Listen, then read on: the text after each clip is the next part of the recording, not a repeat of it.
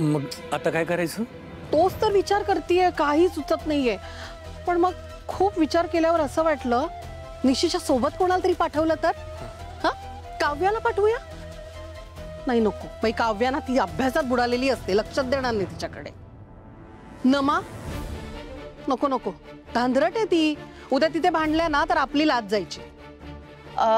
तारिणीला पाठवूया. हा, तारिणी? हा, तारिणीला कशाला आता? अहो कशाला म्हणजे, मोठी बहीण आहे तिची. आणि तुम्हीच म्हणता की नाही, जबाबदार आहे, घरातलं सगळं कसं सांभाळून घेते तसं निशीलाही सांभाळून गेलो आपल्या. मग ठरलं आपलं, आपण तारिणीला पाठवूया. मी बोलवते तिला. अगं पण तारिणी, ए तारिणी. अगं तिला कशाला बोलवतेस तू? अहो कशाला म्हणजे सांगाल, बाबांना बोलायचं तुझ्याशी काहीतरी. बोला. अगं काही झालंय का? तू औषधं दिलीस का ग त्यांना? हो, मी काढून ठेवली होती, देते थांबा. अहो तुम्ही मला सांगायचं तरी ना बाबा की औषधं राहिली आहेत. आपलं काय ठरलंय ते बोला आता. काय ठरलं बाबा? हे काय, नुसतंच औषध देणार? काहीतरी खायला द्यायला हवं ना. मी घेऊन येते. तोवर तुम्ही बापले एक छान बोला. हो बोला. हा बोला. मी घेतो. ठेव ठेव तिकडे, मी घेतो. काय झालंय बाबा? नाही काय नाही. काही बोलायचंय का तुम्हाला? नाही म्हणजे. बसा बसा.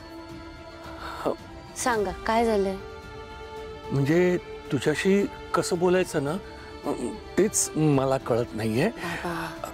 अगं तारिणी, निशीच्या लग्नासाठी आतापर्यंत तू खूप काही केलेस का?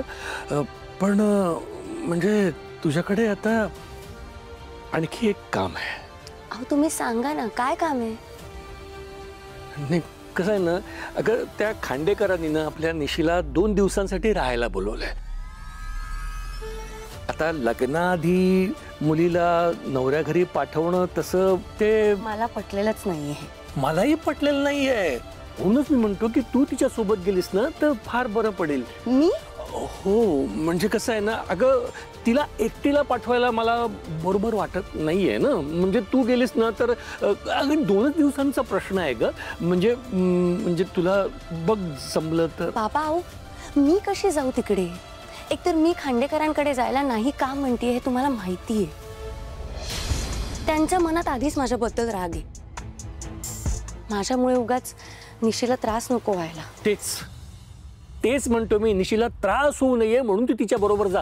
अहो तिला पण मोठी बहीण बरोबर असल्याचा आधार मिळेल ना. नाही तू तिच्यासोबत तिकडे असशील ना तर मला इथं शांत झोप लागेल. हो, म्हणून तू तिच्या बरोबर जा. तू तिच्या बरोबर जाच.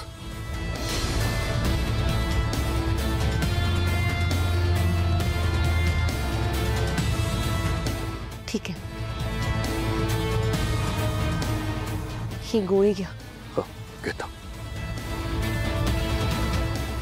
नंतर एक पोरगी आली, एकदम धीट. आणि ती व्यक्ती म्हणजे अहिल्या वेसकर.